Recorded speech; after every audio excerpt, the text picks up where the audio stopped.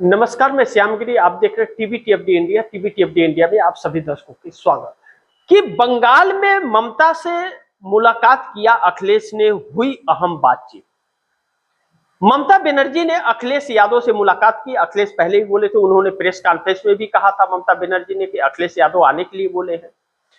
अखिलेश से मुलाकात तो हुई, लेकिन अखिलेश से मुलाकात होने के बाद अखिलेश ने उन्हें ताकत प्रदान किया। ताकत का मतलब कि जब कोई मुसीबत में रहता है और उसके साथ उसके चाहने वाले अगर खड़े हो जाते हैं तो उसे एक ताकत का एहसास होता है कि मैं अकेला नहीं, हमारे साथ हमारा साथी और सहयोगी भी है। यह एहसास होता है, उससे एक संजीवनी मिलती है, ताकत मिलता है। तो अखिलेश यादव गए और कई सारे मुद्दों पर चर्चा हुई, लेकिन इसका बयान उन्होंने कुछ नहीं दिया।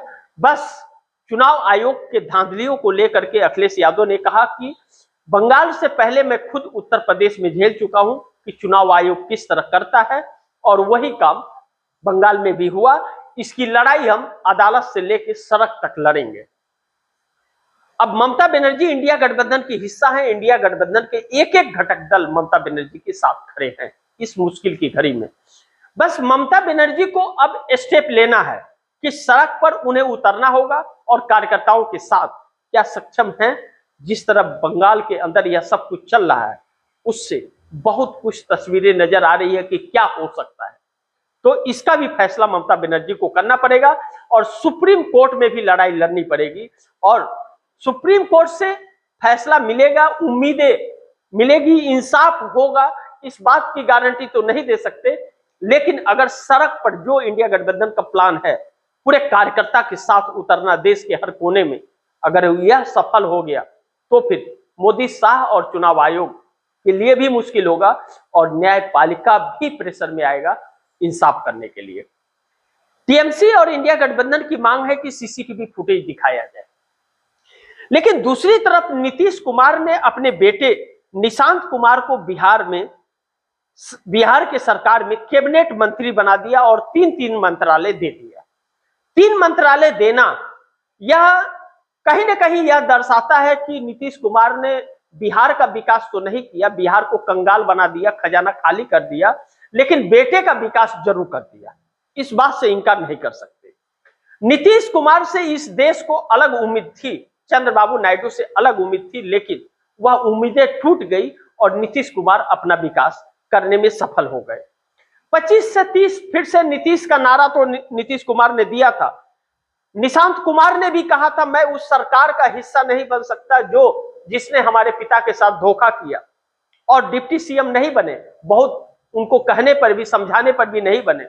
लेकिन अमित शाह कैबिनेट विस्तार से एक रात पहले पटना पहुंचे और सबको सीधा कर दिया और मंत्री बनने के लिए तैयार हो गए। जो व्यक्ति डिप्टी सीएम नहीं बना, वह व्यक्ति पूरी तरह से कैबिनेट मंत्री बनने को तैयार हो गया। आखिर रात भर में क्या हुआ, अमित शाह को हर कोई जानता है। बंगाल में क्या हो रहा है, बिहार में भी हो सकता है, उनके साथ भी हो सकता है। और बिहार से जो घटनाओं की खबरें आती हैं वह चिंताजनक है। तो ऐसा नहीं है कि जिसे नहीं चाहते उसके साथ भी हो सकता है। कुछ भी है, मैं नहीं जानता इसका। जबकि प्रधानमंत्री नरेंद्र मोदी ने बहुत सारी बातें कही थी जो अब चर्चा करना ठीक नहीं। लेकिन निशांत कुमार को मंत्री बना करके कैबिनेट मंत्री नीतीश कुमार ने यह दिखा दिया कि भैया हम पूरी तरह से हाईजेक हैं एक तरह से, और नीतीश कुमार अब किसी काम के नहीं रहे, चक्कर में पड़े हुए। लेकिन दूसरी तरफ चंद्रबाबू नायडू के 18 सांसदों का क्या होगा, फैसला हालात को देखते हुए, जिस तरह भारतीय जनता पार्टी काम कर रही है, इन हालातों को देखते हुए चंद्रबाबू नायडू क्या फैसला लेंगे 18 सांसदों का? क्या नरेंद्र मोदी के साथ रहने का फैसला लेंगे या फिर साथ छोड़ने का? क्योंकि नीतीश कुमार की समस्या और चंद्रबाबू नायडू की समस्या अलग अलग है। चंद्रबाबू नायडू 2/3 बहुमत पर हैं और नीतीश कुमार मोदी के मोहताज हैं और मोदी नीतीश के मोहताज हैं। ऐसे में नीतीश कुमार के लोग कहीं ना कहीं भाजपामय हो गए हैं, भाजपाई हो गए हैं और भाजपा की भाषा बोलते हैं। नीतीश कुमार अलग थलग है नहीं, तो जिस नाम से नीतीश कुमार जाने जाते हैं, पलटू राम के, पता नहीं अभी तक कितने बार पलटी मार चुके होते। यह बात सत्य है, इससे इंकार नहीं कर सकते। लेकिन दूसरी तरफ चंद्रबाबू नायडू 18 सांसदों के साथ होते हुए भी फैसला नहीं कर पा रहे हैं, या देखते हुए कि अब क्या करें। जिस तरह ममता बनर्जी को निपटा दिया गया, चंद्रबाबू नायडू के अंदर एक शक और डर तो समा गया है कि अगर वही हाल आंध्र प्रदेश के अंदर चंद्रबाबू नायडू का हुआ तो क्या होगा, और मोदी साहब कुछ भी कर सकते हैं। ऐसे में जनता को यह समझ नहीं आता कि नीतीश नायडू की ऐसी क्या मजबूरी है, या नीतीश नायडू को दोनों को मिला के 30 सांसदों की ऐसी क्या मजबूरी है कि जो मोदी के पास है और बाकी दूसरों के पास नहीं है। ऐसी क्या है कि इस देश में तानाशाही और एक जैसे देश पर कब्जा करने की साजिश चलती हुई नजर आ रही है, चुनाव प्रक्रिया को हाईजैक करने की कोशिश करती हुई नजर आ रही है संस्था और या व्यवस्था और सरकार, और यह कुछ भी नहीं कर पा रहे। जो देश की बात किया करते थे, कुछ तो बात है, या तो कोई दुखती नस है या फिर कोई मजबूरी। क्या है वह? चंद्रबाबू नायडू 360 करोड़ रुपया कौशल विकास परियोजना के तहत आंध्र प्रदेश में गुनाहगार है। उनके ऊपर आरोप था, 52 दिनों तक जेल में थे, ईडी के पास उनकी फाइल है। ऐसे में कहीं उसी का डर तो नहीं है, लेकिन ईडी से क्लीन चिट लेने में चंद्रबाबू नायडू सफल हुए थे। फिर डर किस बात की है? या फिर चंद्रबाबू नायडू के पास कोई विकल्प नहीं है, क्योंकि वित्त मंत्री निर्मला सीतारमण के पति प्रकला प्रभाकर ने 17 लाख वोट चोरी करके सत्ता में आने का आरोप लगाया है। क्या सच्चाई तो नहीं है? कहीं ऐसा तो नहीं कि सब मिलजुल करके कर रहे हैं, सिर्फ एक दिखावा हो रहा है? लेकिन चंद्रबाबू नायडू को अगर अपने बेटे को सत्ता में बैठाना है, सीएम बनाना है और पार्टी का विस्तार करना है, तो उन्हें भारतीय जनता पार्टी का साथ छोड़ना पड़ेगा। क्या यह हिम्मत दिखा पाएंगे, यह देखना बड़ी महत्वपूर्ण होगा। लेकिन एक बात कहने से इनकार नहीं किया जा सकता कि नीतीश नायडू चक्कर में पड़े हुए हैं, चक्कर में पड़ गए हैं। 85 एमएलए नीतीश कुमार के, 12 सांसद और 18 सांसद चंद्रबाबू नायडू के, 85 एमएलए 30 सांसद की ताकत भी नीतीश और नायडू की काम नहीं आ रही है।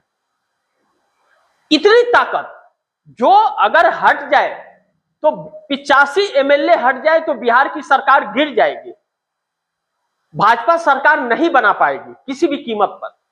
और 30 सांसद नीतीश के 12-16 पौंड कल्याण के, दो पौंड कल्याण के और 16 चंद्रबाबू नायडू के, 30 सांसद या हट जाए तो नरेंद्र मोदी प्रधानमंत्री नहीं रह पाएंगे। फिर ऐसी क्या मजबूरी है? इतनी 85 एमएलए 30 सांसदों की ताकत रह के भी कोई काम नहीं आ रही है। कुछ तो बड़ी बात होगी, कुछ तो मजबूरियां होगी। वह क्या है, यह देश भी जानना चाहता है। या फिर सब के सब भाजपा मय हो गए हैं। लेकिन इस देश के लोकतंत्र का गला घोटा जा रहा है। जिस देश के अंदर शिक्षा स्वास्थ्य की बात करनी चाहिए, अब राजनीति और सत्ता की बात करनी पड़ रही है। यह दुर्भाग्यपूर्ण है, यह विडंबना है कि इस देश के अंदर महिलाओं के साथ अभद्रता हो रही है। उसकी चर्चा होनी चाहिए थी, उसकी चर्चा नहीं हो पा रही है चैनलों पर। सिर्फ सरकार किसकी बनेगी, किसकी नहीं बनेगी, कौन टूट गया, उसकी बात हो रही है। जहां शिक्षा और स्वास्थ्य की बात होनी चाहिए, वहां गद्दी और कौन पीएम और कौन सीएम बनेगा की बात हो रही है। जहां पर रोजगार मिलने की बात होनी चाहिए, जहां पर लगे हुए रोजगार जा रहे हैं उसकी चर्चा होनी चाहिए, वहां पर प्रधानमंत्री बंगाल में गए, अमित शाह ने उल्टा लटकाने को कहा, ममता बनर्जी ने सर फोड़ दिया, तो इसने आग लगा दिया, इसने दफ्तर जला दिया। यह बात हो रही है, दुर्भाग्यपूर्ण है।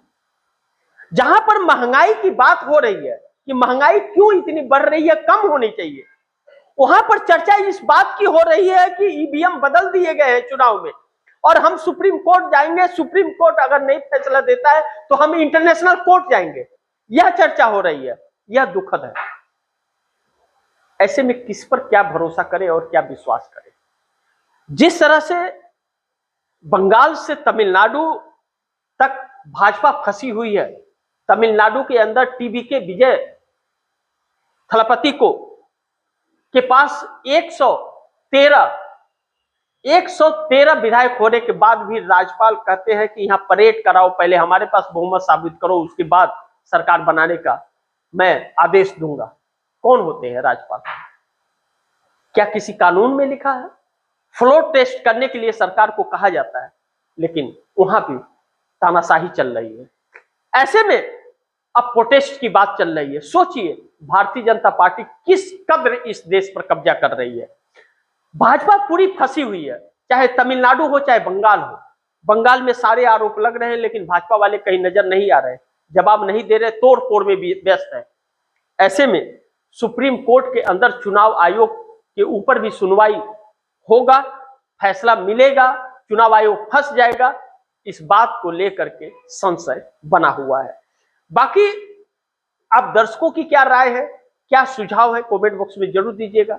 इस खबर को ज्यादा से ज्यादा शेयर कीजिएगा, अपने दोस्तों को भी कहिएगा आगे शेयर करें। और आपने टीबीटीएफडी इंडिया को सब्सक्राइब नहीं किया, सब्सक्राइब कर लीजिए, अपने दोस्तों को भी कहिएगा सब्सक्राइब करें।